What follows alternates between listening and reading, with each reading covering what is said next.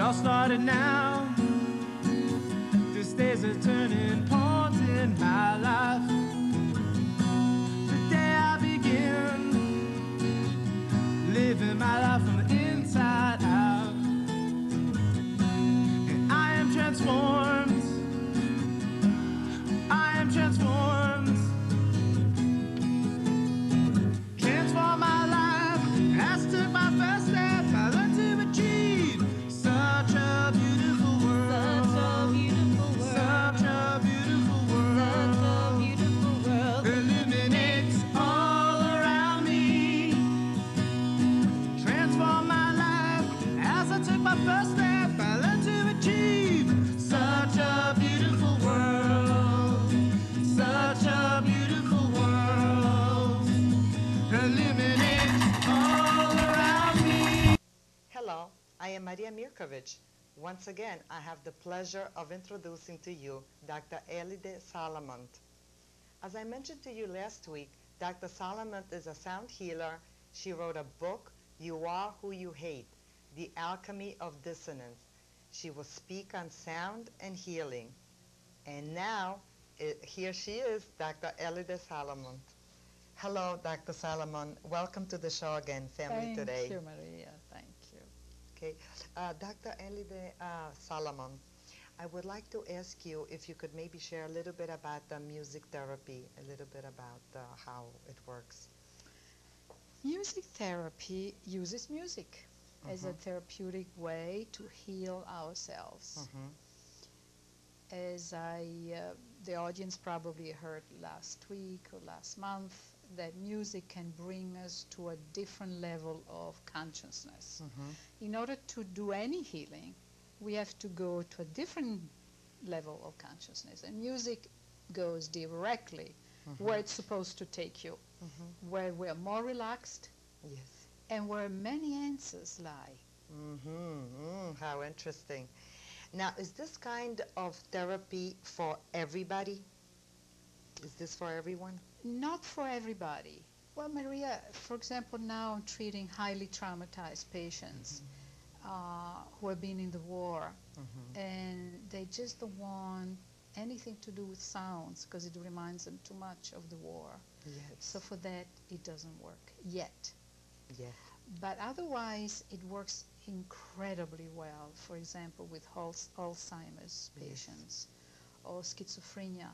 Yes. People just respond to the rhythm or the vibrations, or it brings them back to songs that they probably know back from childhood. Yes. Dr. Solomon, how do you heal patients with this kind of music therapy? Would you like me to try on you? Why not? Okay. Well, since we don't have much time, first of all, I would relax you. I would put you through, let's say, 5 minutes of relaxation exercises. I would ask you to close your eyes. You can start doing it now. You close your eyes, take a deep breath. Okay. Another deep breath, and the audience can do the same. Just let every weight on your shoulders and let your eyelids feel heavy, and let the everyday thoughts just disappear. And now just follow what you hear. Just follow the sounds and the song.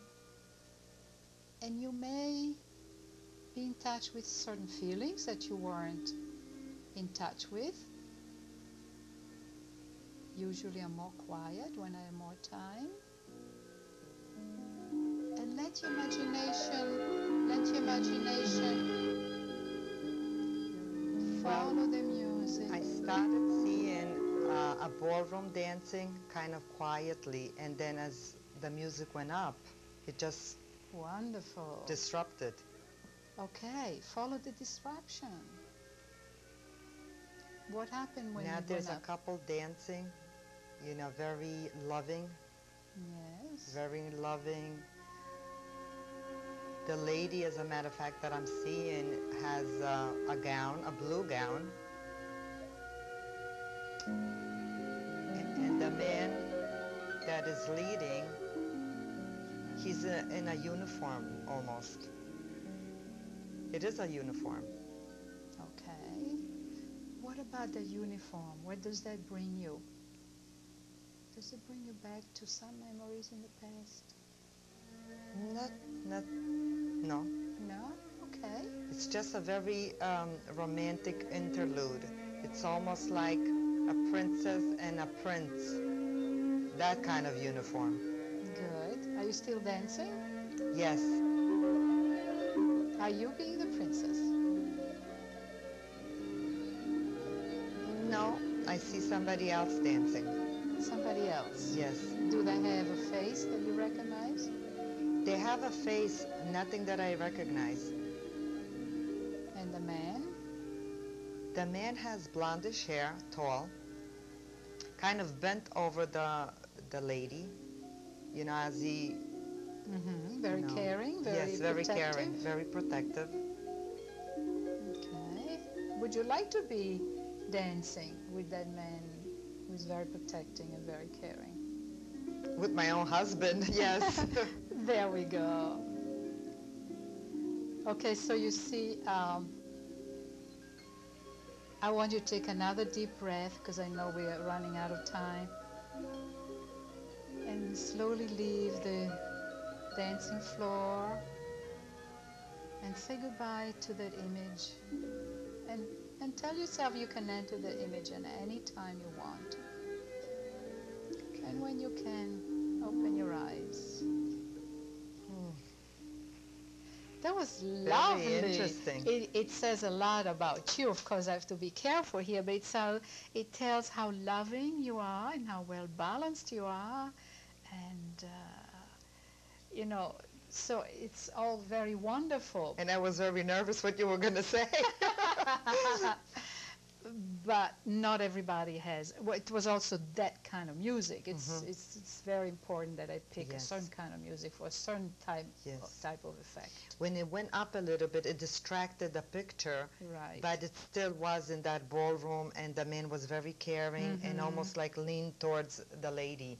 It wasn't me, though. Right. I was You just were watching it. Yes, observer. Right. I was just the observer. Okay, I like that you said that it became very disruptive. It's supposed to be very disruptive. So when you come back for the second session, I would ask you about going into that disruption. What was there? See, that's where the healing is.